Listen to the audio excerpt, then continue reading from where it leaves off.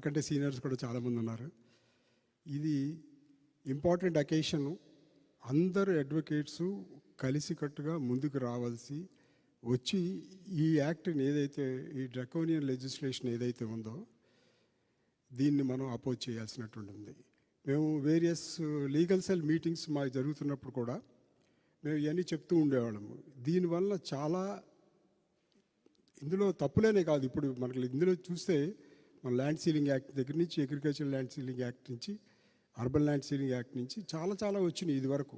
కానీ ఇటువంటి ఈ డ్రకోనియన్ లెజిస్లేషన్ ఏదైతే ఉందో which was not opposed earlier, ఇటువంటి లెజిస్లేషన్ ఇంతవరకు ఎప్పుడు వచ్చి ఉండదు కూడా.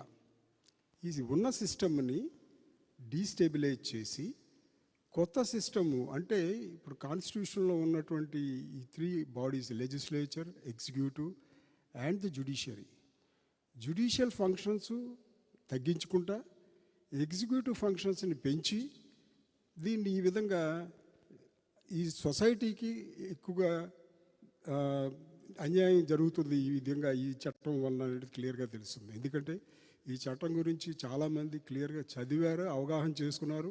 మనందరూ అడ్వకేట్లు అందరూ కూడా దాని గురించి యాజిటేట్ చేస్తున్నాం. ఎందుకనంటే అది ఇటువంటి చట్టం దీన్ని ఉపయోగంలో ఉండటం వలన ప్రజలకి, కక్షిదారులకి, అడ్వకేట్స్కి, ఈవెన్ కోర్ట్స్, జ్యుడిషియరీకి కూడా ఇది సరైనటువంటిది కాదు అనేటువంటి అభిప్రాయానికి వచ్చే అడ్వకేట్స్, బార్ అసోసియేషన్స్ అన్నీ కూడా మనం బాయ్కాట్ చేస్తున్నాము, యాజిటేట్ చేస్తున్నాము, మేము ప్రజల దగ్గర ముందుకు వెళ్తున్నాము.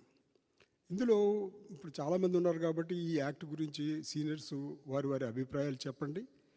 మేము ఎక్కడ చెప్పినా కూడా మీ అసోసియేషన్ మీటింగ్లో ఈ చట్టాన్ని మేము వచ్చిన వెంటనే మా పార్టీ పవర్లోకి వచ్చిన వెంటనే దీనిని మేము రిపీల్ చేస్తాము అనేటువంటిది క్లియర్ కట్గా మనం చెప్పడం జరిగింది.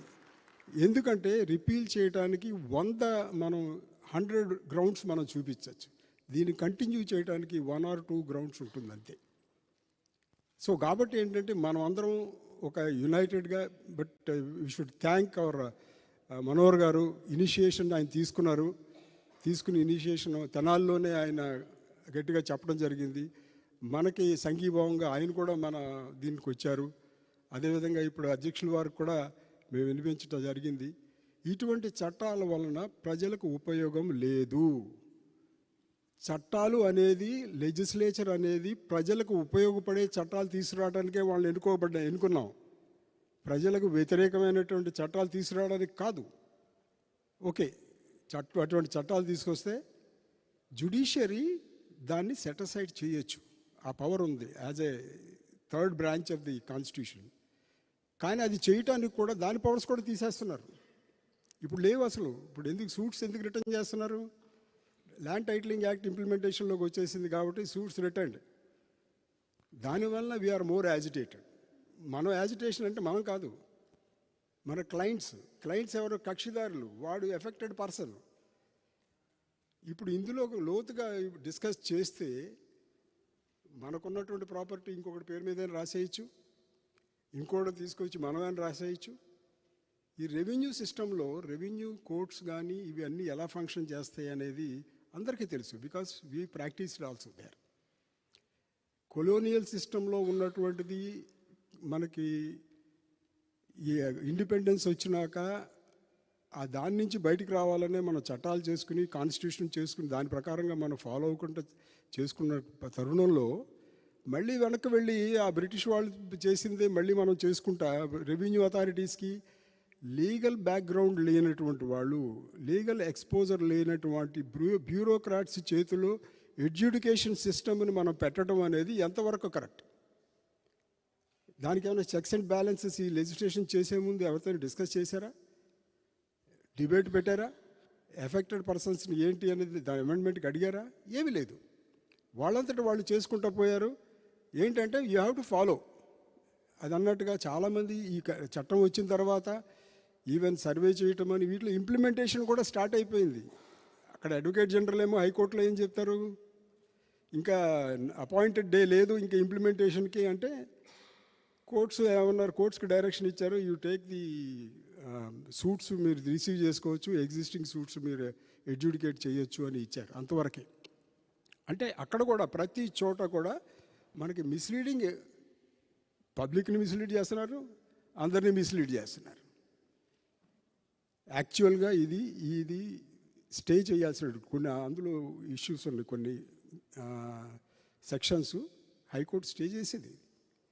ఆ విధంగా మిస్లీడింగ్ స్టేట్మెంట్ ఉండటం వలన only to the extent of receiving suits వరకే అది ఇచ్చారు. మళ్ళీ నెక్స్ట్ మంత్ 2nd ఉన్నది, దట్ విల్ గో ఆన్. ఇది ప్రజల నుంచి రావాల్సినటువంటి చైతన్యము. అడ్వకేట్ అంటే ఎవరు? ప్రజల మనిషే, ప్రజల రిప్రజెంటేటివే కదా. మనం కూడా మనకే ఇది అయిందంటే మనం ప్రజలను రిప్రజెంట్ చేస్తున్నాము, ప్రజలను కూడా ఇందులో పార్టిసిపేట్ చేద్దాం, అన్ని రాజకీయ పార్టీలని పార్టిసిపేట్ చేద్దాము. చేసిన తర్వాత ఒక ఉద్యమంలాగా మనం చేసి దీన్ని, ఇటువంటిది మళ్ళీ ఏ గవర్నమెంట్ కూడా డేర్ చేయకూడదు. ఇది ఇప్పుడు మాకు తెలిసి మేము ఎర్లియర్ గవర్నమెంట్ లీడర్గా చేసినప్పుడు కొన్ని ఏంటంటే సెంట్రల్ గవర్నమెంట్ వాళ్ళు ఏం చేస్తారు, బేసిక్గా ఈ ఎన్విరాన్మెంట్ కానీ ఫారెస్ట్ కానీ ఇటువంటి కొన్నిటిలో పర్యావరణ పరంగా కొన్ని గైడ్లైన్స్ ఇస్తారు. మీరు ఈ గైడ్లైన్స్ ఫాలో అయ్యి మీరు చేసుకోండి, మీ లెజిస్లేషన్ చేసుకోండి అని. అంతేగాని దాన్ని హార్డ్ అండ్ ఫాస్ట్ రూల్ కాదు. You have to implement in toto. వాడు పంపించింది యాజ్ ఇట్ ఈస్గా. ఇప్పుడు 151 ఉన్నారు, no discussion, nothing, we can pass the bill, then it becomes an act, then it will be enforced. Public have to receive, have to face it, that's all. ఆ situation లేకుండా అవి ఉంటాయి. ఉన్నా కానీ మనం సజెస్ట్ చేయొచ్చు. ఇది మీరు డ్రాఫ్ట్ ఇచ్చారు, డ్రాఫ్ట్ ఇచ్చిన దానికి ఈ ప్రాబ్లమ్స్ ఉంటాయి, ఇంప్లిమెంటేషన్లో వస్తాయి కాబట్టి సజెషన్స్ ఇచ్చి రూల్స్లో కూడా మార్పు తీసుకొచ్చి సెక్షన్స్లో కూడా అమెండ్మెంట్ తీసుకొచ్చి దీన్ని మోడిఫై చేసి ప్రజలకు అనుకూలంగా చట్టం చేయాలి. అంతేగాని ప్రజలకు వ్యతిరేకంగా చేసిన చట్టాన్ని మనం అందరూ వ్యతిరేకించాలి. అదేవిధంగా మేము జనసేన తరపున యాజ్ అన్ అడ్వకేట్గా అండ్ ఆల్సో జనసేన తరపున లీగల్ సెల్ తరపున కూడా మేము వ్యతిరేకిస్తున్నాము. దీన్ని వచ్చిన తర్వాత రిపీల్ చేయాలనేదే మా డిమాండ్. Thank you.